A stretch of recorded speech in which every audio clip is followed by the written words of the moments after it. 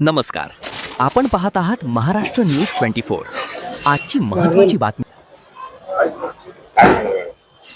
आज कशासाठी आला होता? काल मी आले होते परत इथं सीपी ऑफिसला. मागील 3-4 दिवसापासून मी येते, परंतु काल माझी दखल घेतली गेली नव्हती. इथं मी अर्ज देऊन 3 दिवस झाले होते. मग आज मला सीपी साहेबांनी वेळ दिला आणि माझ्याशी ते बोलले आणि मला ते न्याय नक्की देतील असं म्हटलं. असं कधी होणार नाही, पोलीस तुम्हाला न्याय देणार नाहीत असं. महिला आहात, महिलांना न्याय मिळेल. ज्याच्यावर अन्याय झालाय, ज्याची फसवणूक होते, तुम्हाला त्याच्यापासून न्याय मिळेल असं मला साहेबांनी आज ग्वाही दिलेली आहे. कोणी फसवणूक केली आणि कशी फसवणूक केली? राष्ट्रवादी काँग्रेस पार्टीच्या एका युवक अध्यक्षानं, तत्कालीन युवक अध्यक्ष सुहास कदम ह्या व्यक्तीनं माझी फसवणूक केलेली आहे. मी अजितदादांचा कार्यकर्ता आहे. मी दादांच्या खूप जवळ आहे.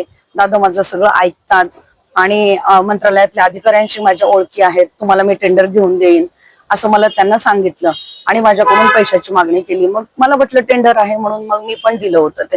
मग परत आरटीजीएस करून मी त्याला दिले होते ते पैसे. तर त्याच्यानंतर त्यांना मला काय झालं विचारणा केली असता अधिकाऱ्यांच्या टेबलवर फाईल आलेली आहे, लवकरच आपलं होईल असं उत्तर तो देत गेला आणि पण माझं कुठलंही काम झालेलं नाही.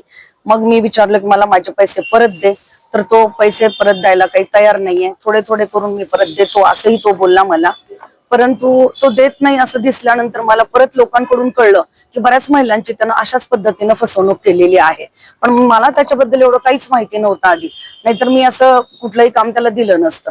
परंतु जेव्हा मला असं वाटलं की माझी फसवणूक होते, तेव्हा मी पोलिसांमध्ये धाव घेतलेली आहे आणि मी सीपी साहेबांना माझं निवेदन दिलंय. सन्माननीय सीपी साहेबांनी मला आज शब्द दिलाय की तुम्ही असं काहीतरी निर्णय चुकीचा घेऊ नका, कारण मी एवढी वैतागलेली त्रासलेली महिला आहे की असं वाटत होतं की काहीतरी केलं पाहिजे, स्वतःला आत्महत्या करू की काय. आर्थिक अडचणीमध्ये एखादी महिला येते तेव्हा तिला काही सुचत नाहीये, तेव्हा ती असं काहीतरी निर्णय घेते. तेव्हा साहेबांनी मला सांगितलं, सीपी साहेब बोलले की मॅडम असं काही तुम्ही मनात आणू नका, तुम्हाला न्याय जरूर मिळेल. पोलीस प्रशासन नक्कीच तुमची दखल घेईल. आज हा शब्द मला साहेबांनी दिलाय आणि म्हणून मी आज इथं आले होते.